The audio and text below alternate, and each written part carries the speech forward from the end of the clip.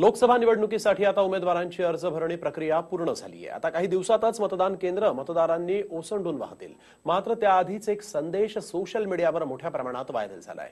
मतदार यादीत नाव नसतानाही तुम्ही मत देऊ शकता। शिवाय 14 टेंडर वोटर आढळल्यास तिथे तुम्ही फेरमतदानाची मागणीही करू शकता। तेव्हा पाहूयात या दाव्यांमागचं नेमकं वास्तव आहे तरी काय।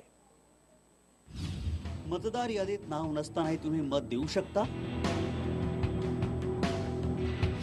तुमच्या नावे आधीच मतदान झालं असेल तरीही मत देऊ शकता। 14 टेंडर वोटर्स आढळल्यास तुम्ही फेरमतदानाची मागणीही करू शकता। इकडे निवडणुकीचा प्रचार जोरात सुरू असताना तिकडे मतदानासंबंधी अनेक मेसेज सोशल मीडियावर व्हायरल झालेले आहेत। त्यापैकीच एक मेसेज ज्या 3 महत्त्वाचे दावे करण्यात आलेले आहेत आणि ते दावे म्हणजे जर तुम्ही मतदान केंद्रावर गेलात आणि तुमचं नाव मतदार यादीत नसेल तरी तुम्ही तुमचं आधार कार्ड किंवा मतदार कार्ड दाखवून मतदान करू शकता। या व्हायरल पोस्ट मधील दुसरा दावा असा आहे की जर का तुम्ही मतदान केंद्रावर गेलात आणि तिथे तुमच्या नावे आधीच मतदान झालेलं असेल तर तुम्ही निवडणूक अधिकाऱ्याकडे टेंडर वोटची मागणी करू शकता। या व्हायरल पोस्ट मधील तिसरा दावा असा आहे की जर का एखाद्या बूथवर 14 पेक्षा जास्त टेंडर वोट झाले तर तिथे तुम्ही फेर मतदानासाठी मागणी करू शकता।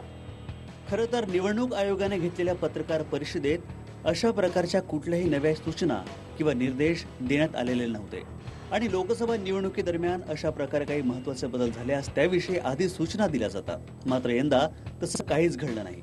शिवाय या व्हायरल पोस्टमध्ये मतदान हक्काशी संबंधित अनेक कलमांचा उल्लेख देखील करण्यात आलाय। त्यात 49A याचाही दाखला दिला गेलाय। त्यामुळे आम्ही जेव्हा निवडणूक आयोगाच्या अधिकृत संकेतस्थळावर जाऊन याची आणि यातील कलमांची शहानिशा केली तेव्हा काय सत्य बाहेर आलं पाहूयात। खरं तर या तीनही मुद्द्यांमध्ये काहीच तथ्य नाहीये, कारण निवडणूक आयोगाच्या मते तुमचं नाव मतदार यादीत असणं आवश्यक आहे। त्याला आधार म्हणून तुम्ही मतदार कार्ड, आधार कार्ड ओळखपत्र म्हणून वापरू शकता। दुसरं, टेंडर वोटच्या बाबतीत तुमची ओळख जर का निवडणूक अधिकाऱ्याला पटली तरच तो काही महत्त्वाच्या प्रक्रिया पार पडल्यानंतर बॅलेट पेपर म्हणजेच मतदान पत्रिकेवर तुमचं मत नोंदवू शकतो, EVM मशीनवर नाही।